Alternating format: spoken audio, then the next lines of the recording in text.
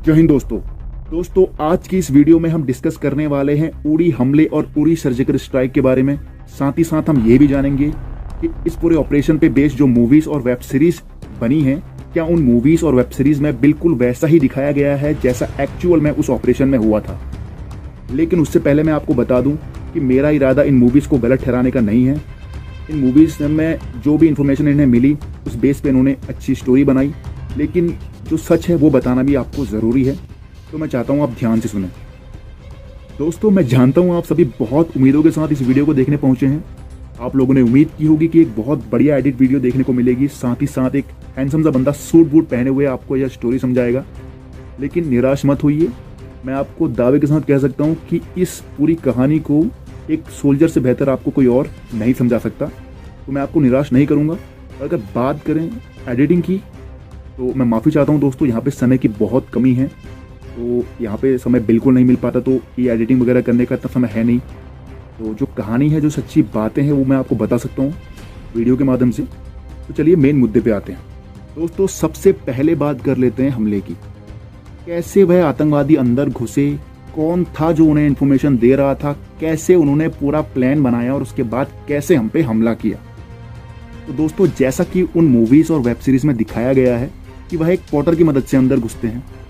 फौज में पॉटर का मतलब होता है काम करने वाला, तो वह एक घास काटने वाले की मदद से अंदर घुसते हैं, पूरे एरिया को सर्च करते हैं, प्लान बनाते हैं और उसके बाद हम पे हमला करते हैं। दोस्तों, ये बिल्कुल गलत है, ये गलत इन्फॉर्मेशन है, क्योंकि गेट पे जो हमारे संतरी रहते हैं वो बहुत हाई अलर्ट पे रहते हैं। वो किसी भी सिविलियन को अंदर नहीं आने देते। जो सिविलियन काम करने के लिए अंदर आते हैं वो भी भारतीय सेना द्वारा नियुक्त किए होते हैं, उनकी भी भर्ती होती है। तो हम यूं ही किसी को अंदर आने नहीं दे सकते। और जो अंदर आते हैं वो मेडिकल फैसिलिटीज़ के लिए आते हैं। जो बीमार वगैरह होते हैं वहाँ पे लोकल्स, और उनकी मदद करती है। उनके साथ भी एक सोल्जर आता है जो कि उन्हें हमारे रूम तक लेके आता है और वहीं से उनका ट्रीटमेंट करा के उन्हें वापस छोड़ के जाता है।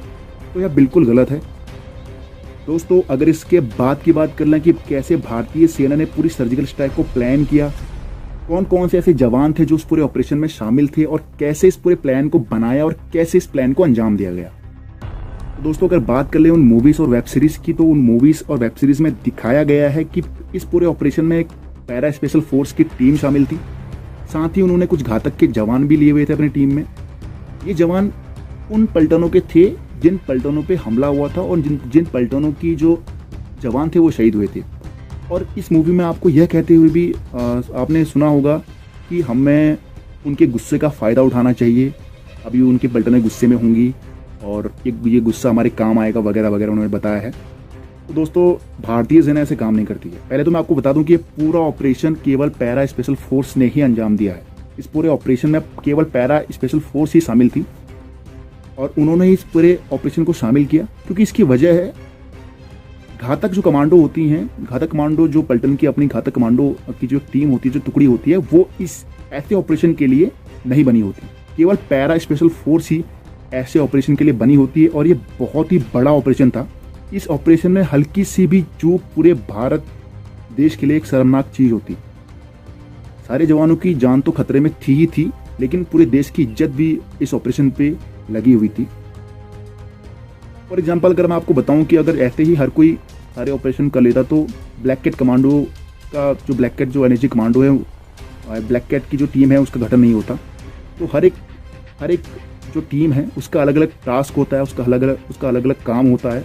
उसी के तहत जो पैरा कमांडो की टीम है उसका यही टास्क था, और उन्होंने उस पूरे ऑपरेशन में केवल पैरा स्पेशल फोर्स ही शामिल थी। तो ये बात भी बिल्कुल गलत है कि घातक इन्वॉल्व ज़रूर थी, लेकिन घातक ने केवल मदद की कि उस एरिया को जानते थे। उन्होंने इस ऑपरेशन में बस ऐसे मदद की कि हाँ, उन्होंने उस एरिया के बारे में बताया पैरा कमांडोज को, ऐसी मदद की, लेकिन पूरे ऑपरेशन में केवल पैरा कमांडो की टीम ही शामिल थी। दोस्तों, अब बात कर लेते हैं एंड के पार्ट की, कैसे भारतीय सेना ने उस पूरे ऑपरेशन को अंजाम दिया। जो कुछ भी उनमें दिखाया गया है बिल्कुल सही दिखाया गया है। भारतीय सेना बहुत बहादुरी के साथ अंदर घुसी थी और उस पूरे ऑपरेशन को अंजाम दिया था।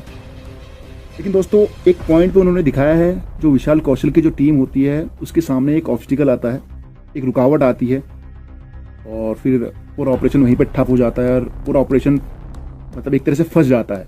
फिर सडनली वो एक प्लान निकालते हैं और उसके तहत उस पूरे ऑपरेशन को अंजाम देते हैं। दोस्तों मैं आपको बता दूं, जब भी फौज में इतने बड़े बड़े ऑपरेशन लॉन्च होते हैं तो हमेशा 2 से 3 प्लान पक्का बनते हैं। अगर कोई एक प्लान फेल होता है तो प्लान बी रेडी होता है, अगर प्लान बी फेल होता है तो प्लान सी हमेशा रेडी होता है। तो वो आपको एक तरीके का मसाला के तौर पे आपको दिखाया गया है कि हाँ कैसे जब रुकावट आई तो भारतीय सेना ने कैसे उसका सामना किया। लेकिन असलियत में हमेशा 3 प्लान भारतीय सेना के पास थे।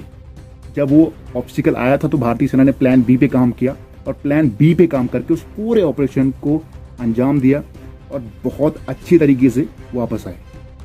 और दोस्तों बात करें सोल्जर्स के एक्सपीरियंस की, तो जब मेरी उनसे बात हुई थी तो उनमें से काफ़ी जवान बोले थे कि यार भाई डर तो बहुत लगा था, क्योंकि हम जो पाकिस्तान के काफ़ी अंदर घुस चुके थे और डर लगता है।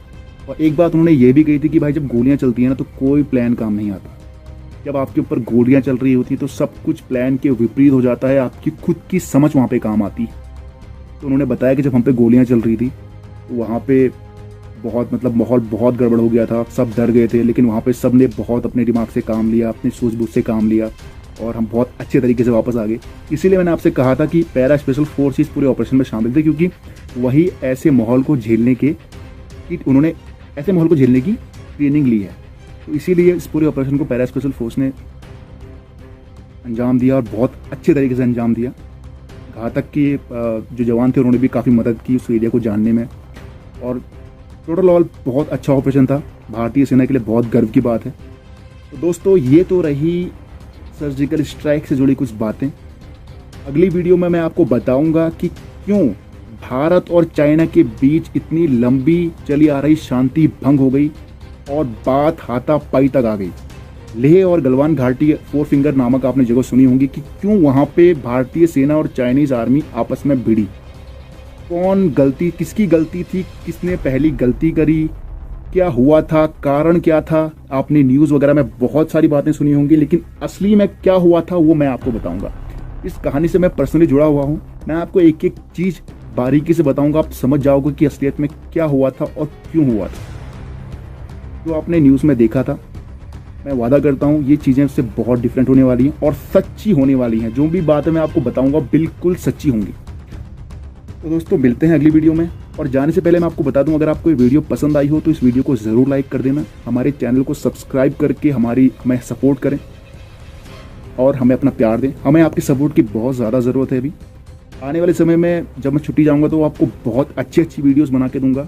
मैं आपको बता दूं कि अगर आप भारतीय सेना से जुड़ी बातें और वीडियोस देखना शुरू कर देंगे ना, असली बातें और असली जो कहानियाँ हैं, असली ऑपरेशन से जुड़ी कहानियाँ, तो आपको हॉलीवुड मूवी से भी ज़्यादा एक्साइटमेंट लगेगी। दोस्तों मिलते हैं अगली वीडियो में।